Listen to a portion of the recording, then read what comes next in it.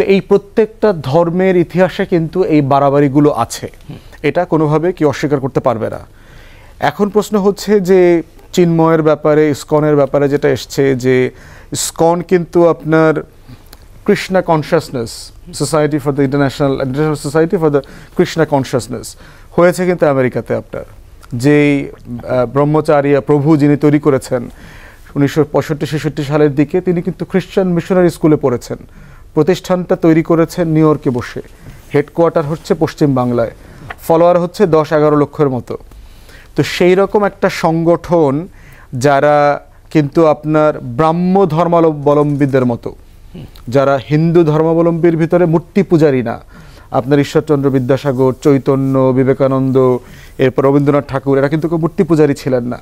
তারা ব্রাহ্মণ ছিলেন, কিন্তু ব্রাহ্ম বলতো তাদেরকে, কারণ তারা মানে এক খোদায়, এক ঈশ্বরে বিশ্বাস করতেন, আমাদের তৌহিদবাদীদের মতো। তো সেই জায়গা থেকে তারা কিন্তু ইসকনের লোকরা কিন্তু মূর্তি পূজারী না, তারা কিন্তু ব্রাহ্ম ধর্মের মতো, তারা নিরামিষভোজী। তো সেই রকম একটা জনগোষ্ঠীর সে আবার একটা প্ল্যাটফর্ম করেছে সনাতন জাগরণী মঞ্চ, কিন্তু সনাতনীরা তো আবার মূর্তি পূজারী। তাহলে এই মাযহাবটা তো মিলল না, একটা বৈপরীত্য আছে। তাহলে বৈপরীত্যের একটা পলিটিক্স আছে। তাহলে এই দুইটা বৈপরীত্যের জায়গায় তারা একসাথে কাজ করছে কিভাবে? এই পলিটিক্সটা কে করছে? এই পলিটিক্সটা করতেছে দিল্লি। দিল্লি বাংলাদেশের সংখ্যালঘুদেরকে, বাংলাদেশের হিন্দুদেরকে তারা এখনো বাংলাদেশি হতে দিচ্ছে না। দিল্লি এবং কলকাতার একটা হিন্দুত্ববাদী রাজনীতি আছে। এই টোটাল হিন্দু সম্প্রদায় বাংলাদেশে থাকেন, কিন্তু ভারতের ছায়ায় থাকেন। তারা বোধ করেন যে ভারত তাদের প্রোটেক্টর। এই জন্য দেখবেন যে পীযূষ বন্দ্যোপাধ্যায়, রানা দাশগুপ্ত চিঠি লেখে মোদির কাছে সাহায্য চায়। আমাদের প্রিয়া সাহা ট্রাম্পের কাছে গিয়ে অভিযোগ দেয় যে আমার 3.5 কোটি হিন্দু বিপদে আছেন। ভারতের মুসলমানদেরকে দেখেন, তারা কি কোনোভাবে পাকিস্তানের কাছে সাহায্য চায়? বাংলাদেশের কাছে চায়? সে মোদির বিরুদ্ধে দিল্লিতে বসে লড়াই করতেছে, সে মোদির বিরুদ্ধে কাশ্মীরে বসে লড়াই করতেছে। তো নাগরিক অধিকারের লড়াইটা তো আপনার মতো করে আপনার দেশে করতে হবে।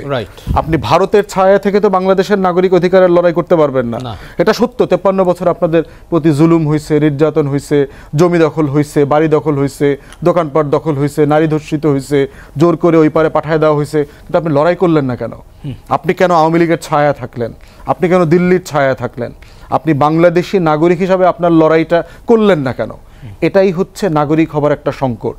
তো বাংলাদেশের হিন্দু সম্প্রদায়ের সদস্যদেরকে নিজের দেশের নাগরিক হওয়ার লড়াইটা করতে হবে। যে হিন্দুত্ববাদী সংগঠনগুলো বাংলাদেশে আছে, দিল্লির ছায়া আছে, এই ছায়া থেকে ওনাদেরকে বের হয়ে আসতে হবে এবং আমরা সবাই মিলে লড়াইটা করব। প্রশ্নটা ছিল কিন্তু যে তাকে ঘিরে যে অচলাবস্থার সৃষ্টি করেছিল আদালত প্রাঙ্গণে, এই প্রেসার গ্রুপের কাছে সরকার নথি স্বীকার করবে কিনা? যদি করে নাই নথি স্বীকার করে নাই। একটা বিষয় হচ্ছে যে বর্তমান অন্তর্বর্তীকালীন সরকার কি পরিমাণ স্যাবোটাজের শিকার হচ্ছে সেটা আমাদেরকে মাথায় রাখতে হবে। এখন পর্যন্ত 3 মাসে আমি দেখলাম 70-এর উপরে স্যাবোটাজ তারা হ্যান্ডেল করেছে, 3.5 মাস। এবং এই সময়ের ভিতরে আপনার, এবং এই জায়গাগুলো তো খুব সেন্সিটিভ জায়গা। আপনি চাকরিতে 35-এর আন্দোলন, আনসার লীগ, প্রতিবন্ধী লীগ, এই আন্দোলনগুলো অথবা শ্রমিক অসন্তোষ ডিল করা আর ইসকনের হিন্দু সম্প্রদায়ের দাবি দেওয়ার ডিল করাটা কিন্তু একরকম না। বাকিগুলো হচ্ছে শতভাগ বাংলাদেশি ইস্যু, কিন্তু এই ইস্যুটা হলো দিল্লির ইস্যু। অতএব দিল্লির এই ইস্যুটাকে অত্যন্ত সেন্সিটিভলি ডিল করতে হবে এবং তারা সেটা করছে। এবং আজকের উপদেষ্টা কিন্তু পরিষ্কার করেছেন যে যাকে গ্রেফতার করা হয়েছে এটা ব্যক্তির একান্ত ব্যক্তিগত অপরাধের কারণে গ্রেফতার করা হয়েছে। এর সঙ্গে ধর্মীয় কোনো সংগঠন, তার অপরাধের দায় ইসকনকে দেয়া হবে না। ইসকনের ভিন্ন কোনো অপরাধ আছে কিনা সেটা তারা যাচাই করে খতিয়ে দেখবে, সেটা অন্য আলোচনা।